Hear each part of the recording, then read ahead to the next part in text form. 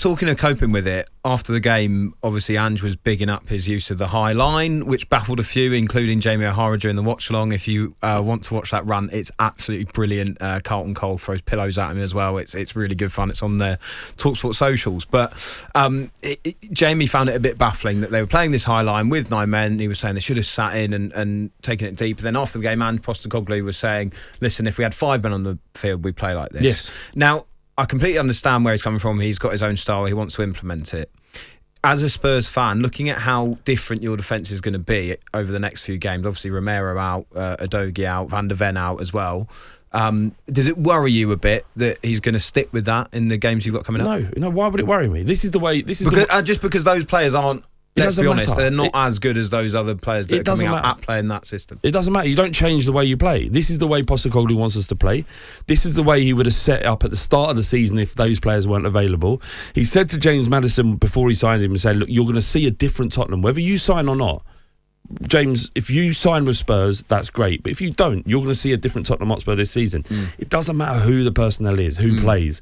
He has a way of playing, and that's it. Being fair as well, Eric Dyer put a shift in. He was good. He was very good, and we've all been quite critical of Eric Dyer, and he's, even in the sort of social media posts and whatnot, he's talked about, him kind of feeling like he was the black sheep to some degree. He's sort of left out in the cold.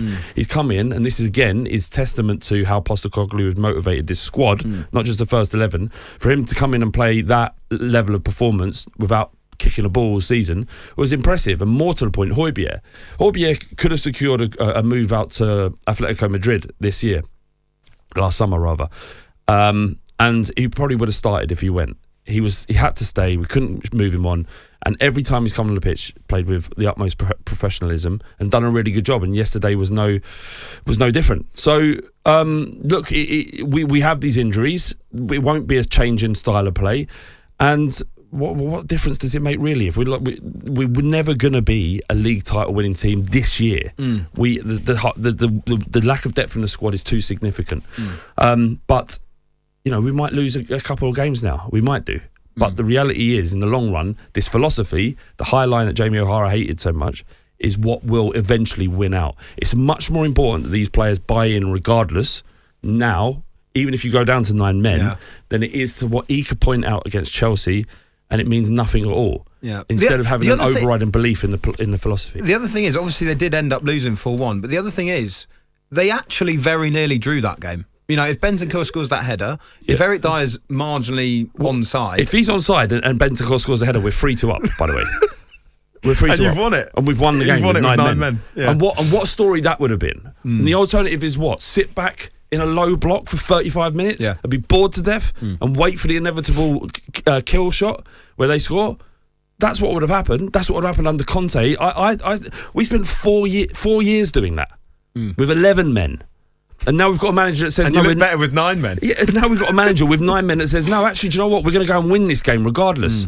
Give me that all day. Inject that into my veins. I'd take that all day than the defensive display that might get us a 1-0 win against Chelsea. No one will remember this result in 10 years. What they will remember is the Postecoglou era.